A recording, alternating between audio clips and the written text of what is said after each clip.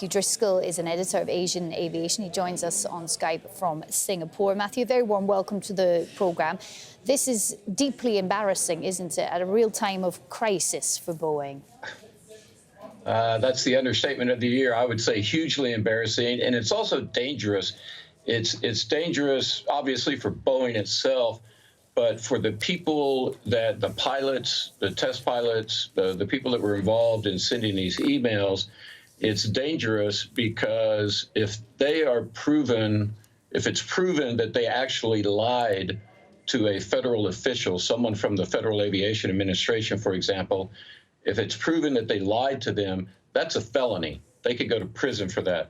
Secondly, and this is a bit theoretical, but I was raised by lawyers. My mother was a lawyer. My eldest brother was a lawyer. If in the process of committing a felony, somebody dies, then theoretically you could be charged with murder for that. So if prosecutors could tie everything together and say, this person lied, and because of that lie, the plane was approved, et cetera, theoretically you could have 346 counts of murder on there. Now that's a bit of a stretch, admittedly, and I don't mean to blow everything out of proportion. I'm just trying to demonstrate how serious this is, because if you lie to a federal official in the United States, that's a felony, and someone could go to prison for that. And Matthew, considering that this message came from an employee, does it raise yet more questions about the 737 MAX? Well, it's not just the 737 MAX as well. It's the 777X. It's the 787. There have been all kinds of complaints, insider complaints filed by Boeing employees that there is sloppiness on the production line, that Boeing is putting profit over people or profit over safety. And any kind of, part of the problem is it's this constant drip of bad information that keeps coming out. And it just seems that Boeing is digging the hole deeper about it. And it raises a lot of questions. I mean, for me personally, I fly a lot, and I have concerns about getting on a Boeing plane now. And I think, Matthew, there would be certain members of the flying public who would agree with you in that. I wonder how this complicates Boeing's relationship further with the FAA.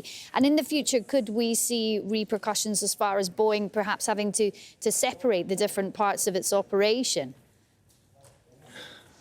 That's an excellent question. They've had trouble with the FAA, and before Dennis Muilenburg, the former CEO, before he was fired or resigned from Boeing, he was having problems because he was trying to pressure the FAA into approving the MAX to come back into the air. I read a column. If you'd asked me that question before, I would say, no, there's no way they're going to separate the businesses.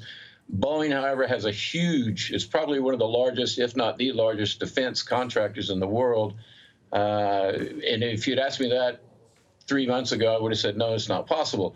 But I read a very interesting column the other day where they talked about just that thing of separating the defense business and splitting off the commercial airline business.